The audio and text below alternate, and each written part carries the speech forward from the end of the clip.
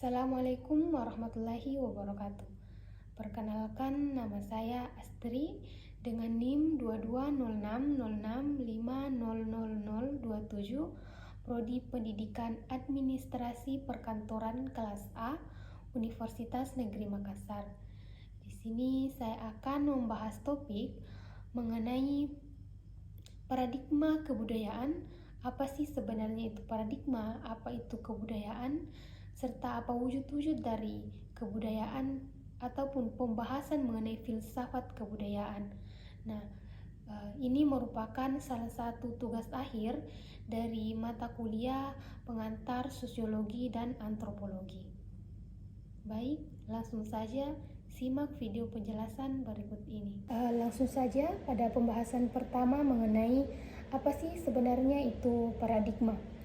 Istilah paradigma pertama kali dipopulerkan oleh Thomas Kuhn dalam bukunya yang berjudul The Structure of Scientific Revolution tahun 1962. Dalam buku tersebut dia menggunakan istilah paradigma dan pergantian paradigma. Nah, pergantian paradigma inilah yang menghasilkan sebuah revolusi ilmu-ilmu pengetahuan, di mana bagaimana perkembangan ilmu-ilmu pengetahuan sehingga ilmu pengetahuan tersebut dapat berkembang. Jadi inti dari ilmu pengetahuan tersebutlah yang kemudian diartikan sebagai sebuah paradigma. Namun dalam buku tersebut terdapat setelah dibaca terdapat banyak kritik dari para ilmuwan yang mengatakan bahwa pengertian dari paradigma yang dipaparkan dalam buku tersebut itu kurang jelas, tidak konsisten, sehingga membutuhkan definisi paradigma yang lebih jelas. Nah, menurut salah satu dosen di Universitas Gadjah Mada, yaitu Pak Hedi, ia setelah membaca buku tersebut, ia kemudian membuat pengertian mengenai apa sih sebenarnya itu paradigma. Nah, menurutnya paradigma itu adalah seperangkat konsep yang berhubungan satu sama lain secara logis, membentuk sebuah kerangka pemikiran yang berfungsi untuk menjelaskan kenyataan dan masalah yang dihadapi.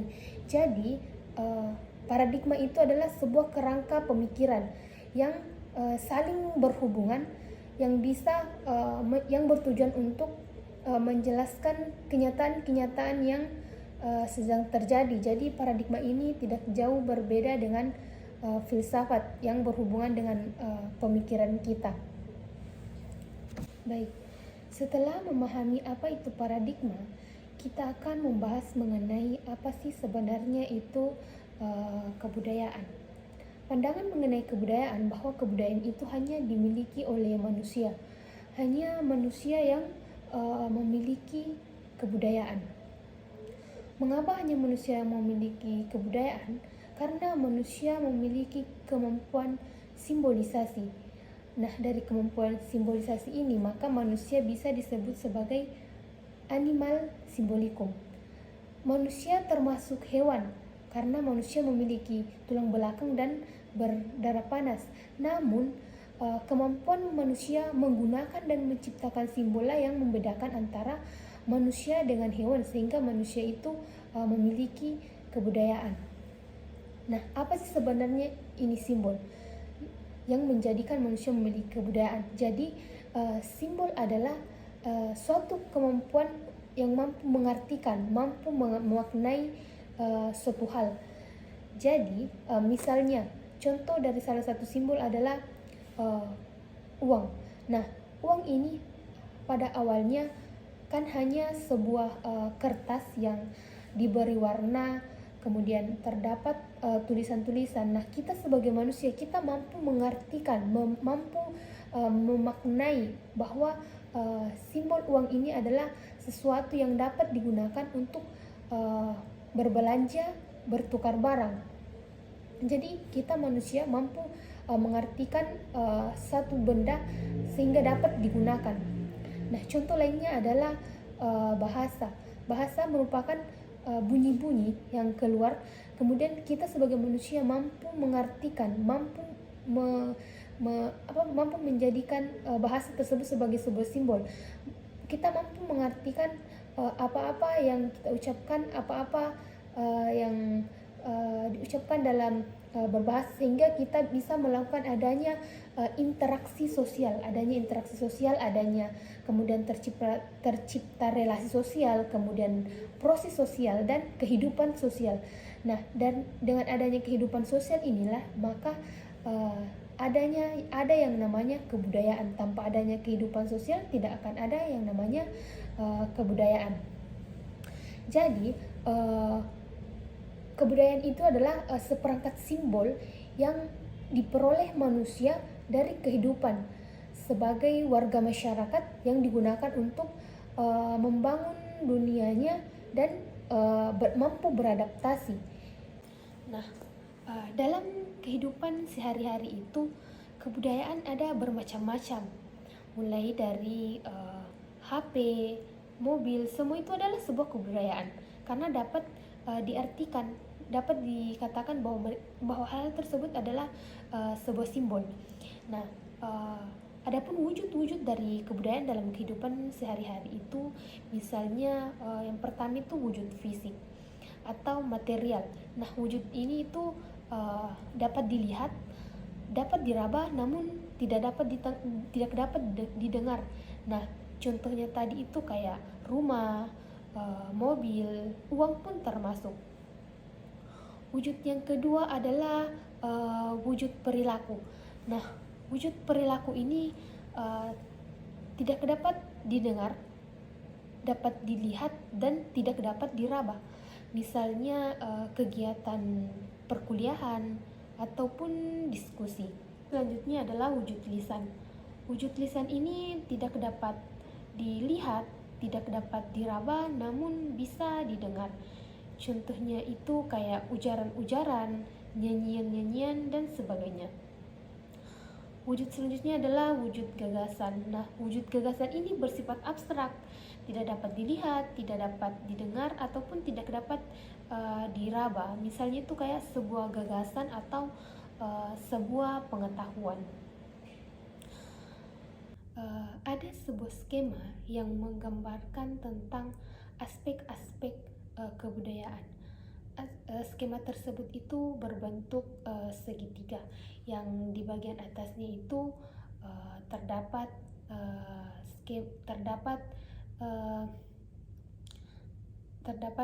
gagasan atau pengetahuan. Di bagian kiri atau samping itu ada wujud materi atau fisik. Di sebelahnya itu ada wujud perilaku. Nah, di tengah-tengahnya ini adalah lisan, wujud lisan. Nah, pada keempat aspek-aspek kebudayaan ini tuh saling berhubungan, ditandai dengan tanda panah yang saling terhubung. Nah, mengapa aspek lisan ini berada di tengah? Karena kenapa?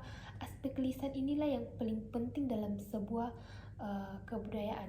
Bagaimana kita bisa melakukan interaksi, bagaimana kita bisa melakukan interaksi atau proses sosial sehingga dapat terciptanya kehidupan sosial dan terdapat pula kebudayaan.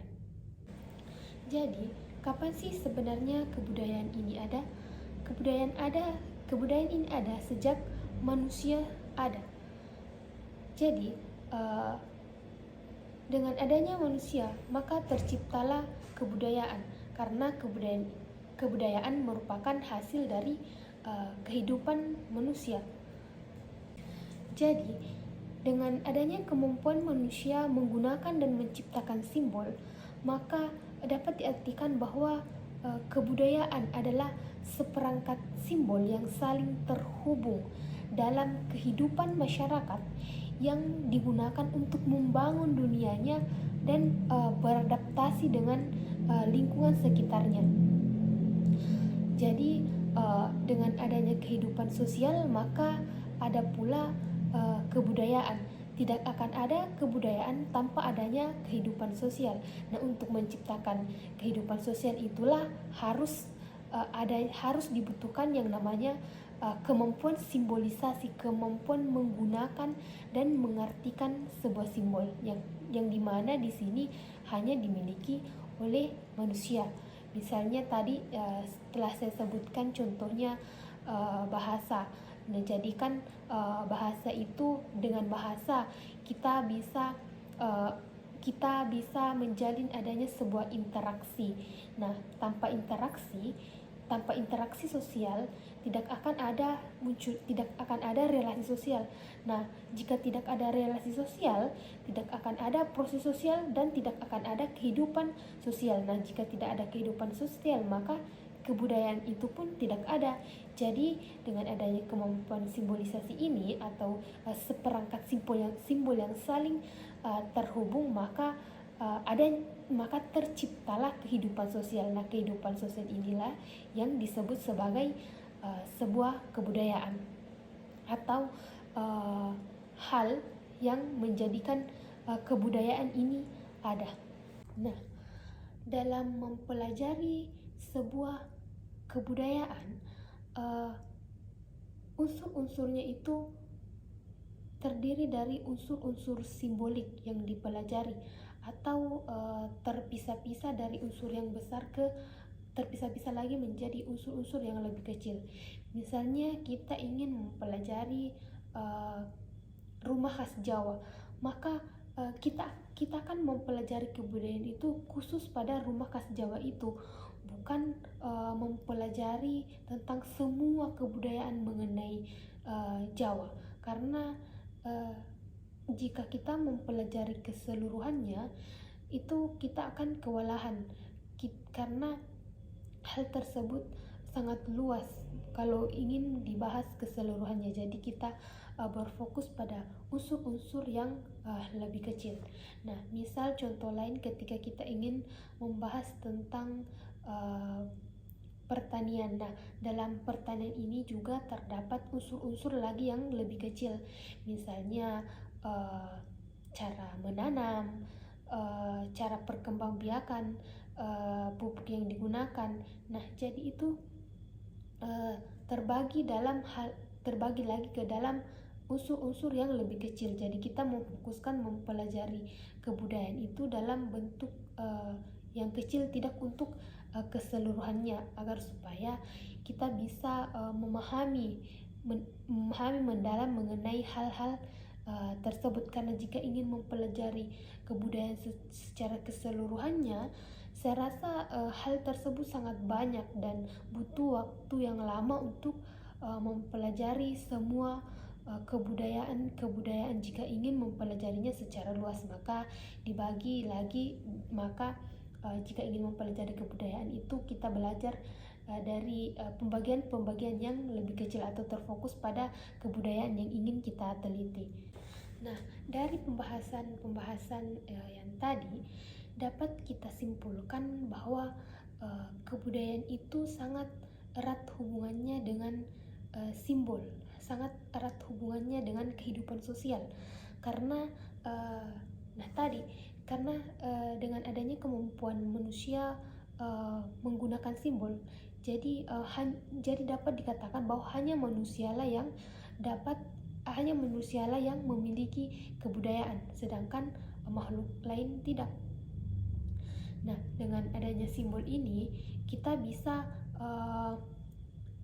melakukan interaksi. Bisa mengadakan sebuah proses sosial karena adanya kemampuan simbolisasi ini. Jadi kebudayaan itu adalah kehidupan sosial kita yang hanya bisa dilakukan oleh manusia karena adanya kemampuan simbolisasi. Itulah tadi video penjelasan saya mengenai materi-materi mengenai apa sih sebenarnya itu paradigma kebudayaan, unsur-unsur kebudayaan, bahkan apa sih sebenarnya itu simbol. Nah, semoga pembahasan tersebut dapat dijadikan sebagai sebuah pembelajaran, pemahaman baru, dan apabila ada kesalahan baik disengaja maupun tidak disengaja mohon dimaafkan karena kenapa saya masih dalam tahap proses pembelajaran. Mungkin itu saja bisa sempat saya sampaikan. Kurang dan lebihnya mohon dimaafkan. Wabillahi taufiq wal hidayah. Wassalamualaikum warahmatullahi wabarakatuh.